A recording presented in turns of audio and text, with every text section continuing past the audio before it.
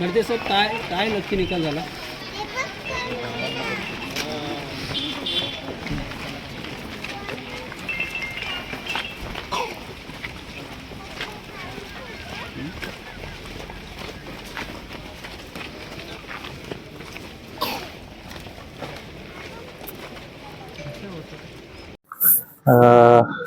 Legal aid तर्फे मी वकीलपत्र दाखल केलं होतं.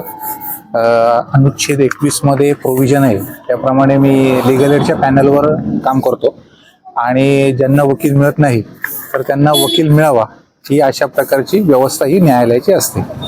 तर त्यांनी वकिलासाठी त्यांनी मागणी केली होती आणि त्याप्रमाणे वकीलपत्र दाखल केलं होतं. आज त्यांना 13 दिवस झाल्यानंतर 1 ते 11 आरोपी जे आहेत त्या 1 ते 11 आरोपींना याच्यामध्ये MCR झालेला आहे आणि जे बाकीचे आरोपी आहेत त्यांना पोलीस कस्टडीमध्ये आहे. तर एकूण 12 आणि 13 हे पोलीस कस्टडीमध्ये आहेत आणि बाकीचे जे आरोपी आहेत त्यांना MCR झालेला आहे. आणि लीगल एड तर्फे जेव्हा मी होतो वकील त्यावेळेला पहिल्या रिमांडच्या वेळेला मी होतो आणि त्यानंतर बाकीचे त्यांचे जे आरोपींचे वकील होते त्यांनी आज काम पाहिलेलं आहे. म्हणजे आरोपी 5, 6, 7, 8, 9, 10 यांच्यासाठी त्यांनी वकील दिलेला आहे त्यांचा आणि त्यांनी ते काम पाहिलेलं आहे. आणि त्यांनी त्यांचे वकील दिले नव्हते तोपर्यंत त्यांनी मला इथे ह्या मेहरबान न्यायालयामध्ये काम करण्याची संधी दिलेली आहे. त्या मेहरबान न्यायालयाने माझी नेमणूक केलेली आहे.